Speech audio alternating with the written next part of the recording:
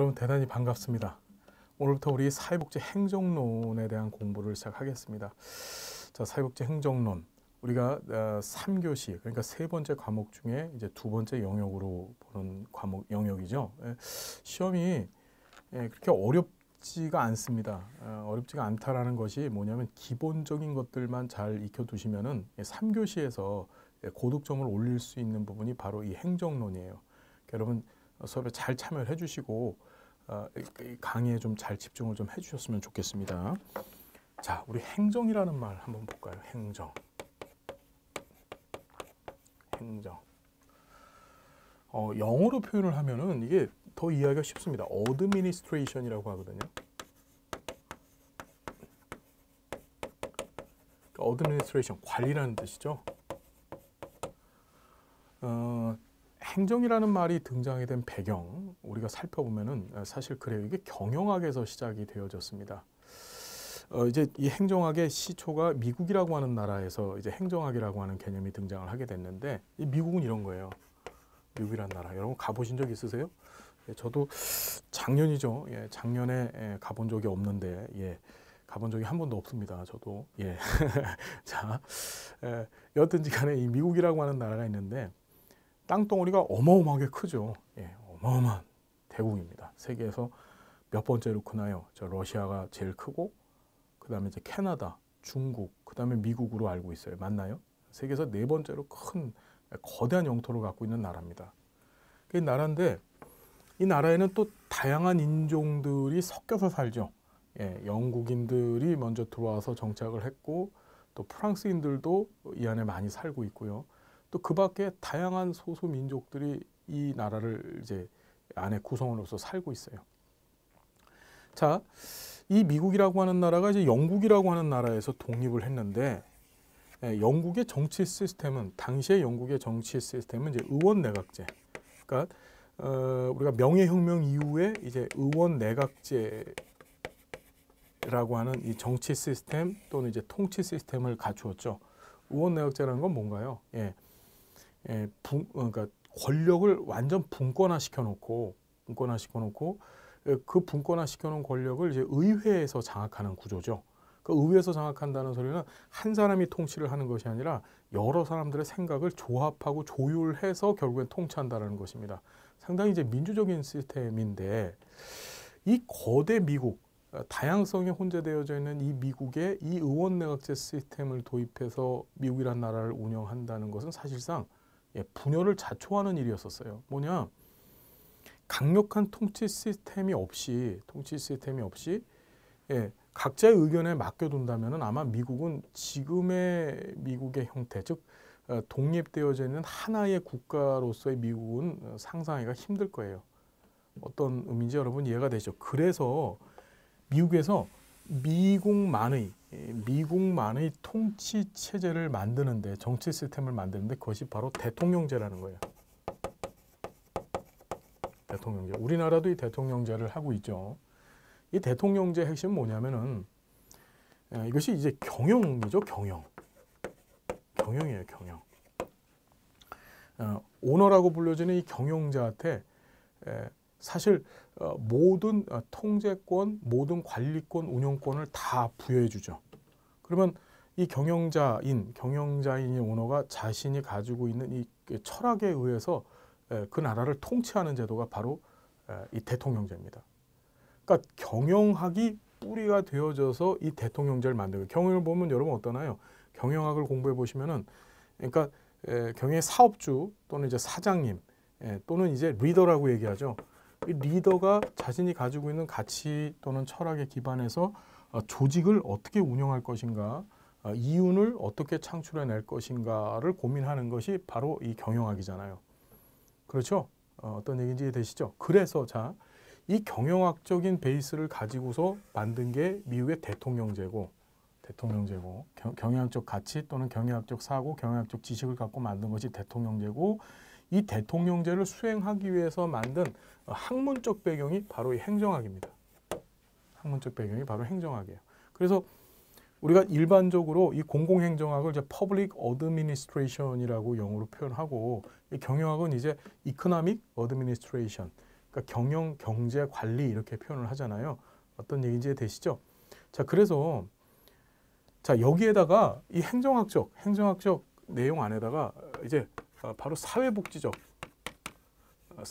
관련되어져 있는 어떤 가치 이념 또는 일반 경영학이 할 수 없는, 일반 경영에서 얘기할 수 없는 또는 일반 행정에서 얘기할 수 없는 특수한 사회복지 조직들의 상황들을 연계해서 붙여놓은 것이 바로 사회복지 행정학이라고 생각하시면 돼요. 그래서 이렇습니다. 행정학의 주요 내용들이 전부 경영학적인 내용들을 차용한 것이고 또 사회복지 행정학의 주요 내용들은 전부 다 어떻다? 행정학에 있는 내용들. 그러다 보니까 이 사회복지 행정학에 있는 내용은 전부 경영학적인 얘기들이에요. 전부 다. 경영학적인 얘기들입니다. 어떤 의미인지 이해되시죠? 그럼 여기서 하나 더 발견하셔야 될 게 뭐냐면 이렇게 생각하시면 돼요. 사회복지 행정이라는 게 뭘까? 자, 조직이 있는데 이 조직이 자신이 가지고 있는 사회복지적 가치를 실현하기 위한 조직입니다. 그 조직을 운영하는 운영자, 그렇죠? 우리가 이걸 리더라고 표현을 했어요. 이 리더가 어떻게 조직을 운영해야 할까라고 하는, 즉 리더의 조직 운영 방법론을 공부하는 것이 바로 사회복지 행정학의 주 내용이라고 생각하시면 돼요. 더 쉽게 얘기를 드리면은 여러분들이 나중에 이제 시설장 되실 거 아니에요, 그죠? 우린 이거를 법명칭상, 그러니까 사회복지 사업법에서는 이 사회복지 조직의 리더를 시설장이라고 표현합니다, 그죠? 시설장이 되셨었을 때 내가 운영하는, 내가 시설장으로 있는 이 시설을 어떻게 운영할 것인가, 어떻게 바람직하게 운영할 것인가를 공부하는 학문이 바로 이 사회복지 행정학이라고 생각하시면 됩니다. 여러분 무슨 말씀인지 이해되시죠? 예, 자, 행정학의 이념, 생각, 기본적인 틀을 공부해 보셨어요. 그러니까 여러분들은 사회복지 행정학 공부하시면서 어떤 생각을 가셔야 되냐면 시설장이 된 내가, 즉 경영자가 된 내가 어떻게 내 시설, 내 사회복지 조직을 어떻게 운영할 것인가 그 방법 공부하는 시간이야 라고 생각하시면 돼요. 굉장히 실용적인 내용들이고 그리고 실용적인 내용들, 즉 현장에서 여러분들이 활용할 수 있는 또 활용해야 되는 내용들을 지금부터 공부할 것입니다. 자, 우리 사회복지 행정을 얘기할 때 사회복지 행정이 뭘까? 사회복지 행정이 뭐냐? 자, 그 사회복지 행정에 대한 정의를 내릴 때 이렇게 내립니다. 뭐라고 내리냐면요. 우리가 앞 시간에 사회복지 정책을 공부하셨죠? 사회복지 정책. 사회복지 정책이 지역사회에 살고 있는 주민들 있죠. 주민들에게 조직이 제공하는 서비스로 전환되어지는 과정. 이것을 사회복지 행정이라고 정의 내립니다. 다시 정책이 뭘로요? 서비스로 전환되어지는 과정. 자, 지역사회 주민들을 대상으로 한 대면적 서비스. 그렇죠. 즉 국가가 우리 앞에서 공부하셨지만 사회복지 정책은 주로 국가가 수립을 하죠. 이건 대면적 행위가 아니에요. 국가는 이러이러한 방향으로 정책을 수행할 것이고 관련해서 예산을 마련하고 그 예산을 집행하는 거죠. 실제로 그 정책을 수행하는 것, 즉 현장에서 지역사회 주민들한테 그 정책의 이득을 수혜를 받게 만드는 것은 무엇인가요? 지역사회 내에 있는 조직들이에요. 그렇죠? 무슨 조직? 사회복지 조직이죠. 그러니까 사회복지 행정이라면 이런 국가의 사회복지 정책을 지역사회 주민들에게 서비스로 전환하되 무엇을 매개로 해서요? 지역사회에 있는 사회복지 조직을 매개로 해서 그걸 서비스로 전환하는 일련의 과정, 정책을 서비스로 전환하는 일련의 과정을 우린 뭐라고 한다? 사회복지 행정이라고 하더라. 어떤 말씀인지 여러분 이해가 되십니까? 그게 사회복지 행정에 대한 정의예요. 자,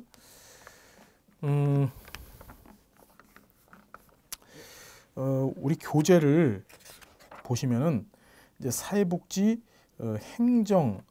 행정에 관한 정의를 먼저 좀 봐야 되는데 우리 교재에서 갑자기 일반행정, 사회복지행정 이렇게 나와 있는데 참 볼게요.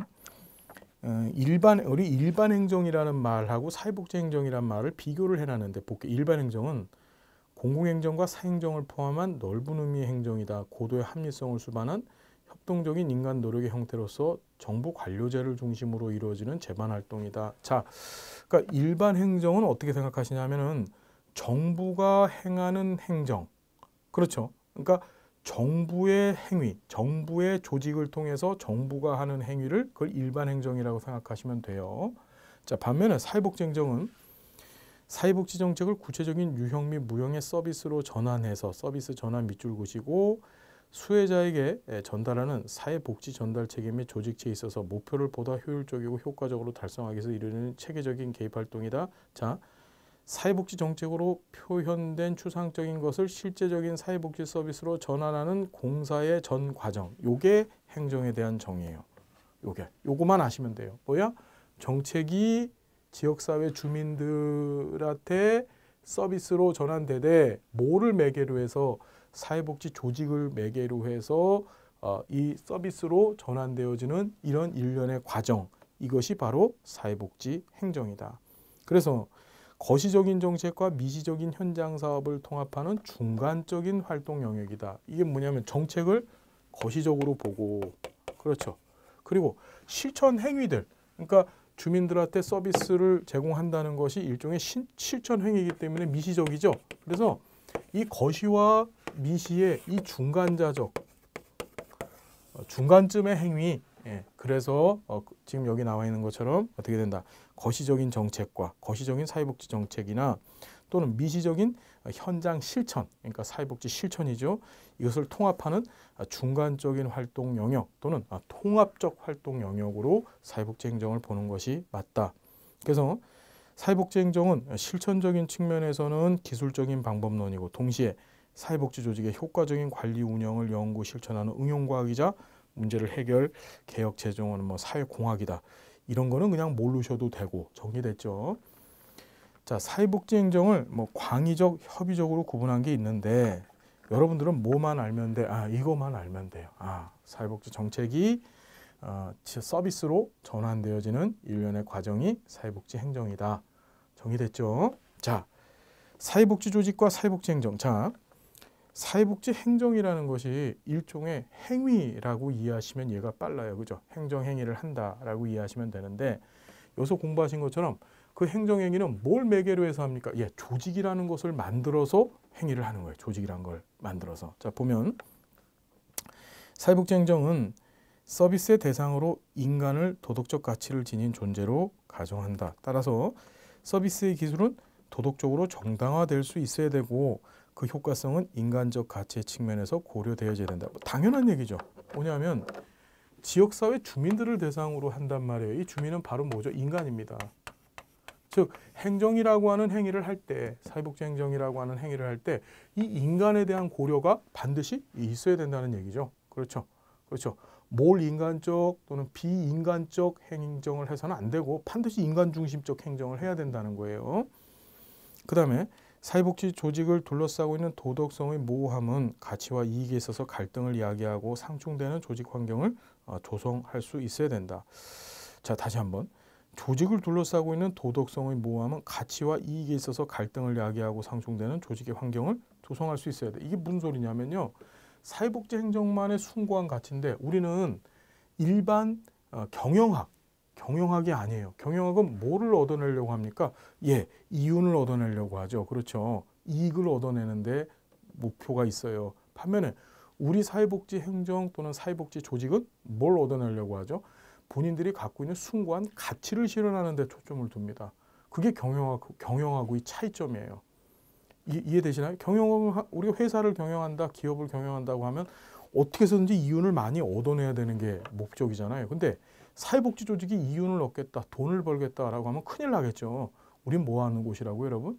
가치를 실현하는 것입니다. 인간 존중에 대한 가치, 그렇죠? 그 다음에 사회적 배분 정의에 대한 가치, 이런 것들을 실현하는 것이 사회복지 조직만의 중요한 특징이다. 기억하시고, 사회복지 조직의 핵심적인 활동이 조직 요원과 서비스 대상자의 관계에서 이루어지는 활동이므로 이들 간의 상호작용과 전달 과정의 핵심이 되고, 자, 4번 되게 중요해요. 사회복지 조직은 지속적인 변화를 거듭하는 인간과 사회를 대상으로 하므로 변화에 대응해서 자, 목표 설정하는 데 있어서 어떻다? 예, 불완전한 지식과 기술을 사용한다. 자, 이런 거예요. 대상이 인간이에요. 인간입니다. 인간을 대상으로 목표를 설정해요. 뭐가? 사회복지 조직이 사회복지 행정을 수행하기 위해서. 근데 자, 어떤 목표일까요? 당연히 인간을 좋게, 그렇죠, 바람직하게 그의 삶을 변화시키겠다, 뭐 이런 것들이 목표가 될 거죠. 하지만 모호성, 그 다음에 전혀 알 수 없는 그런 다양한 요소들로 구성되어지는 인간을 대상으로 해서 구체적이면서도 확정적인 어떤 목표를 설계한다는 것이 사실상 불가능한 것이고, 그렇죠, 그렇죠, 이해되시죠? 이 그 자체가 어떻게, 예, 굉장히, 예, 교만한 짓일 수가 있는 거예요. 그렇죠. 그래서 어떻게 되냐면은 목표를 달성하는 데 있어서도 불완전한 지식과 기술을 쓸 수밖에 없고, 그렇죠. 그 다음에 조직의 목표 자체도 어떻다? 모호하다. 무슨 말씀인지 이해되시죠? 그러니까 굉장히 이해하기가 어려운데 이게 시험에 잘 나오거든요. 사회복지 조직 또는 사회복지 행정의 특징을 묻는 문제에서 잘 나오는데, 여러분들 항상 어떤 생각을 하셔야 되냐면, 아, 사회복지 조직이나 사회복지 행정은 어떻다? 2% 부족하다. 뭐라고요? 2% 부족하다. 우리 음료수 중에 2% 부족이라는 거 있죠? 그러니까 뭔가 갖추고 있는 것 같지만 뭔가 부족하다라는 걸 머릿속에 담으셔야 돼요. 그래서 다시 한번, 목표도 모호하고 목표를 달성하는 데 사용하는 지식이나 기술도 불완전하다. 그리고 자, 또 그 목표 달성을 했다라고 나름대로 생각하는데, 자, 역시 인간을 대상으로 하기 때문에 목표 달성의 효과성과 효율성을 측정하는데도 어려웁니다. 측정하는데도 뭔가 불완전하다. 그래서 항상 사회복지 행정 생각하시면 어떻게 돼요? 행정이나 조직을 생각하시면 2% 부족해가 머릿속에 떠오르셔야 돼요. 자, 그리고 사회복지 조직의 활동은 전문적인 과정이라서 주로 누구한테 의존합니까? 예, 전문가한테 의존해야 된다. 누굽니까? 사회복지사한테 의존해야 되는 것이죠. 아무나 막 할 수 있는 게 아닙니다. 조직의 운영 등 제반 업무들이 있어서 누구의 역할이 중요하다? 전문가 역할이 중요하다. 사회복지 조직은 외부 환경에 대한 의존성 높다. 뭐에 대한 의존성이 높다고요? 예, 환경에 대한 의존성이 높아. 특히 사회복지 조직은 지역사회와 밀접하게 연관돼서 지역사회 내 주민들의 욕구를 충족시키기 위해서 존재하고, 뭘 통해서? 조직이 제공하는 서비스를 통해서, 그렇죠, 지역사회 변화 과정에 의해서 영향을 받는다. 그렇죠. 여기 환경이란 말 나오는데 미리 좀 얘기합니다. 사회복지 조직이 처해 있는 환경을 일반적으로 두 가지. 자, 사회복지 조직이 처해 있는 환경을 일반적으로 일반 환경이라는 것과 그 다음에 두 번째 과업 환경이라는 걸로 구분해요. 자, 사회복지 조직이 처해 있는 환경, 즉 조직이 이렇게 있으면 이 조직 바깥에 있는 것들, 이게 환경이죠. 환경의 종류 뭐가 있다고요? 예, 일반 환경과 과업 환경이 있습니다. 자, 일반 환경은 뭐다? 일반 환경은 뭐다? 이런 거예요. 이게 사회복지 조직이라고 한다면 조직한테 이 환경이 영향을 주지만, 그렇다고 조직이 이 환경에다가 거꾸로 영향을 주지 못해요. 이런 환경이 일반 환경이다. 영향을 받지만, 조직 입장에서 보면은 영향을 받지만 거꾸로 영향을 주지 못하는 환경, 그걸 우린 뭐라고 한다? 일반 환경이라고 하더라. 뭐 대표적인 게 이런 거죠. 뭐 경제, 또 법, 제도.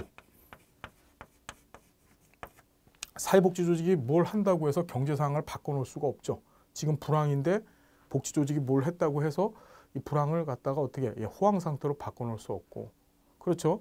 뭐 불황 상태가 되어져서 기초생활 수급자들이 많아졌다. 생활이 어려운 사람들이 많아졌다. 그러면 서비스 대상자들이 그런 사람들을 확장돼 줘야 되겠죠. 그렇죠. 그렇죠. 그다음에 뭐 인구학적 조건들. 노인 인구가 많아졌어요. 그러니 사회복지 조직도 노인 중심의 조직으로 바뀌어줘야 되죠. 과거에 아동 중심적 영유아 보육 시설 쪽의 이 복지 조직들이 지금 노인 복지 쪽으로 많이 바뀌어지고 있죠. 또 법과 제도도 마찬가지입니다. 예, 법으로 이거 해라 했는데 복지 조직이 안 된다, 맘대로 해라, 이런 식으로 없어요. 그러니까 법과 제도가 만들어진 그 법과 제도에 맞춰서 어떻게 조직이 자기 본 모습을 찾아가야 돼요. 이런 것들이 일반 환경이고, 과업 환경은 뭐냐? 자, 복지 조직이 영향을 받기도 하지만 거꾸로 영향을 줄 수도 있는 것을 과업 환경이라고 하더라. 다시 한번, 과업 환경은 뭐라고? 영향을 주면서 동시에 받을 수 있는 것을 과업 환경이라고 하더라. 그렇죠. 일반적인 다른 조직들, 그렇죠. 그 다음에 뭐 클라이언트들, 이런 것들이 과업 환경에 해당하더라. 좀 봐두세요. 그래서 사회복지 조직은 환경에 대한 의존성 높고 환경에 영향을 많이 받더라까지 기억해 두시고, 사회복지 조직은 지역사회를 대표하는 이사회와 함께 지역사회 내 욕구 충족을 위해서 구성되는 위원회도 갖는다. 뭐하고 뭐를 가져? 이사회와 위원회라고 하는 조직 체제를 갖게 돼 있어요. 그렇죠? 그래서 지역사회와 관련된 뭘 진다? 책임을 진다는 거. 자, 여러분, 사회복지 행정의 특징 딱 하고 시험 문제 나오면 어머 2% 부족해. 그거 생각하셔야 되고, 두 번째는 지역사회를 배경으로 하고 있어. 세 번째는 야 인간 중심적이래야 돼. 그렇죠? 그렇죠? 네 번째는 환경에 영향받고 있어. 환경의 종류는 일반 환경, 과학 환경이 있어. 요 정도 머릿속에 탁 떠오르셔야 됩니다. 시험에 사회복지 행정과 사회복지 조직의 특징을 묻는 문제가 참 많이 등장을 해요. 자, 3번 보면 사회복지 행정과 다른 행정. 여기서 다른 행정이라는 것은 이제 일반 행정 얘기하는 겁니다. 차이점이에요. 사회복지 조직에서 행정은 지역사회 내 인지된 욕구를 충족시킬 수 있도록 돕기 위해서 존재하는 것으로서 클라이언트의 뭘? 욕구 충족을 기본으로 한다. 자, 사회복지 조직이 행정하는 이유는 당연히 지역사회 주민들의 욕구를 서비스를 통해서 충족시키겠다는 것이죠. 사회복지 행정은 인간의 가치와 관계성을 기반으로 한다. 서비스 대상은 인간이다. 그렇죠? 이건 너무나 간단한 얘기고 앞에서도 했던 얘기고요. 사회복지 조직이 행정을 통해서 제공하는 서비스는 세 가지 범주. 이런 건 몰라도 돼요. 파란색 글씨로 되어 있는데 그냥 읽으세요. 손상된 사회적 기능을 회복하고 좀 더 효과적인 사회적 기능을 위한 사회적, 개인적 자원을 제공하고 사회적 역기능을 예방한다. 사회복지 행정이 이루어지는 장인 전형적인 사회복지 조직은 어떻게? 이사회를 갖고 있고 또 뭐도 있다. 예, 위원회도 있다. 자, 봐주시고 앞에서 했지요. 자, 사회복지 조직의 크기, 범위, 구조 및 프로그램의 형태는 광범위하고 다양하다. 상식적 얘기고요. 사회복지 행정가는 사회복지 조직의 내부 운영을 지역사회와 관련시킨다. 지역사회가 그 조직의 배경이기 때문에 지역사회를 놓고서는 사회복지 조직을 얘기할 수가 없는 거예요. 자, 자원의 외부 의존도가 높다. 아까 전에 했지요. 예, 자원 활용에 관해서 부단히 선택을 내릴 필요성이 있고, 사회복지 조직은 조직의 생존을 위해서 자원의 적자 운영은 피해야 된다. 그렇죠. 예, 적자는 피해야 돼. 예, 돈은 벌려고 하면 안 되는 겁니다. 그렇죠. 그래서 따라 조직의 최적 기능을 산출, 유지, 보호할 주요한 책임은 사회복지 행정가에게 부여된다. 여러분 조금 망설여지는 얘기인데 설마 여기 지금 사회복지사로서 자격증 취득 후에 돈을 버시려고 하시는 분은 없으시죠? 예, 그러니까 적자는 보시면 안 되지만 내가 복지하면서 복지를 통해서 내가 돈을 좀 한번 벌어보겠다. 그럼 이제 어떤 일이 벌어지는 줄 아세요, 여러분? 예, MBC 방송에 보면 PD 수첩이 있습니다. PD 수첩 아시죠? 거기에 눈을 이렇게 가리고 나오시는 거예요. 제가요 원래 이런 사람이 아니었는데요, 그죠? 이러고서 이해되시죠? 무슨 얘기인지 아시죠? 예, 눈을 가리고 나와서 이렇게 방송에 출연하실 기회가 등장하니까 예, 그런 거는 하지 마시고, 복지라는 거 상당히 배고픈 직업 또는 배고픈 일이라고 하는데 전 그렇게 생각하지는 않습니다. 여기서도 전문가가 되시고 그 다음에 최선의 위치에 오르다 보면은 여러분들, 예, 여러분들의 자리가 만들어져요. 그러니까 이 일을 하시는 원래 목적이 뭡니까? 사회복지사로서의 목적이 사회적 공익을 실현하기 위해서 사회복지사 하시는 거잖아요. 어려운 이들, 소외된 이들 편에 서서. 그렇죠. 그 일을 하다 보면 여러분, 하다 보면 밥그릇, 먹는 문제는 해결이 되어집니다. 그런 생각 갖고 이 일에 진입을 하시고 이 일에 충실하셔야지, 이거에서 돈 벌겠다고 하시는 분들은 큰일 납니다. 무슨 얘기인지 이해되시죠? 그래서 다시 한번 적자 운영은 피해야 되지만 그렇다고 막대한 이윤을 남기려고 하시면 안 된다. 자, 사회복지 행정은 전문 인력인 사회복지사에 대한 의존도가 높다. 앞에서 했던 얘기 좀 계속 반복하고 있죠. 전문가 사회복지사한테 의존할 수밖에 없고, 사회복지 조직에 수행되는 서비스는 전문 사회사업적 성격이 점차로 증대되고 있고, 모든 직원들이 행정과정에 참여해서 어느 정도까지는 전체 조직 사업에 영향을 미친다. 무슨 소리죠, 여러분? 예, 바람직한 사회복지 조직을 얘기하는 거예요. 그러니까 행정과정 중에 직원들의 협업, 그렇죠? 협동이 필요하다는 것이죠. 예, 리더 또는 시설장 혼자서 단독적으로 결정하고 단독적으로 행할 수는 없다는 얘기입니다. 자, 그 정도 봐주시고 사회복지 행정에 관한 학자들의 정의들 읽어봐 주세요. 예, 편안하게. 자, 사회복지 행정의 공통된 요소를 플러스 원에서 얘기하고 있는데 행정이란 지속적이고 동적인 과정이며 과정은 공동의 목표 달성을 위한 하나의 활동. 그렇죠. 그러니까 여기서 공동이라면 조직 구성원들 공동을 얘기하는 겁니다. 조직 구성원들이 가지고 있는 공동적인 목표 달성. 그렇죠. 그러니까 기업 같은 경우에는 조직 구성원들이 왜 모여가지고 아침에 출근하고 왜 일을 해요? 예, 수익을 남기기 위해서, 이윤을 추구하기 위해서 조직 구성원들이 열심히 일을 하는 겁니다. 그렇죠. 그럼 사회복지 조직 같은 경우는 어떻습니까, 여러분? 예, 그들이 갖고 있는 공통적인 가치, 그렇죠. 인간 존엄의 가치를 실현하기 위해서 모여갖고 어떻게 아침부터 저녁까지 열심히 일을 하는 거죠. 예, 그런 겁니다. 인적 물적 자원들은 공통의 목표나 목적 달성을 가능하기 위한 도구고 조정과 협동은 인적 물적 자원을 동원하는 데 결합하는 일종의 수단이 되어지고 그렇죠. 계획, 조직, 지도력, 예술적 수완 등 모든 행위들이 이 행정 안에 포함되어져 있다. 그러니까 행정이라는 것이 제가 행위라고 말씀을 드렸는데 그 행위라는 것이 이런 다양한 것들이 있고 그것들을 지금부터 공부하는 겁니다. 그렇죠.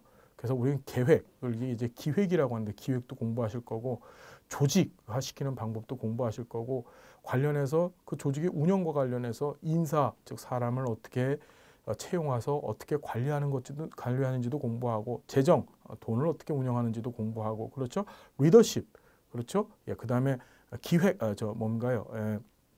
마케팅, 그렇죠. 이런 요소들을 전부 다 공부하게 될 겁니다. 사회복지 행정의 유형들, 자, 잠 안 오실 때 한번 읽어보시고, 자, 영역들, 자, 이것도 잠이 안 오면 읽어보십시오. 자, 우리 교재의 장점은 뭐라고? 예, 복습시켜주는 거라 그랬죠. 사회복지 행정과 일반 행정의 비교가 또 나왔어요. 자, 또 나왔습니다. 자, 공통점, 대안 선택에 있어서 가치 판단을 사용해서 미래와 관련되어 있고 개인 및 집단이 좀 더 효과적으로 기능할 수 있도록 한다. 지식과 기술이라는 판에 박힌 활용이라기보다는 창의적 활용, 최적 효율과 상품 또는 서비스의 생산을 쉽게 하기 위한 프로그램, 이런 조직화, 핵심은 조직화죠. 조직화. 예, 조직화에 관심을 두고 왜냐하면 제대로 조직화되어야만 제대로 된 행정을 제공할 수 있기 때문에 그런 거예요. 자, 밑줄 그으세요. 공의.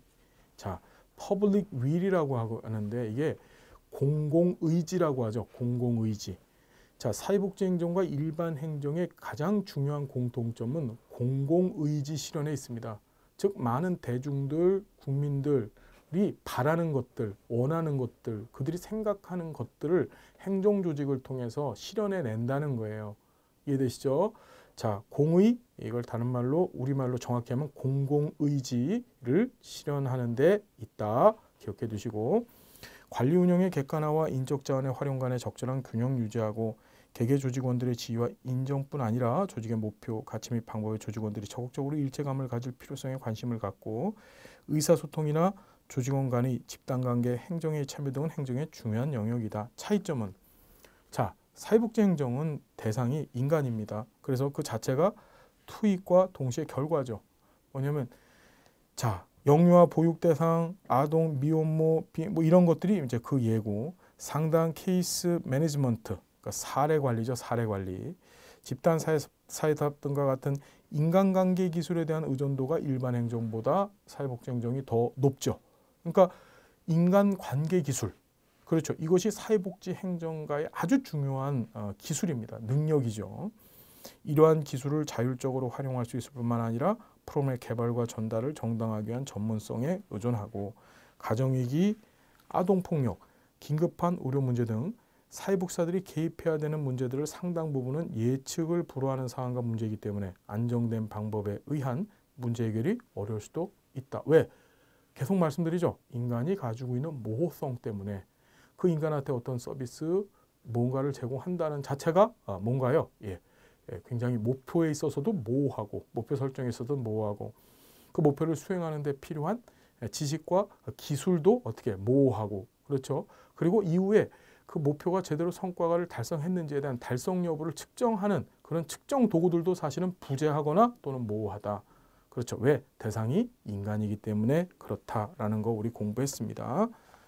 자, 2절을 보면 사회복지 행정의 이념 및 특성이 나오는데 자, 굉장히 중요하거든요. 여기 2회 한 번 나왔다고 했는데 굉장히 많이 등장을 합니다. 그래서 이 내용이 조금 중요하기 때문에 우리가 이건 다음 시간에 계속 진행을 좀 해보겠습니다.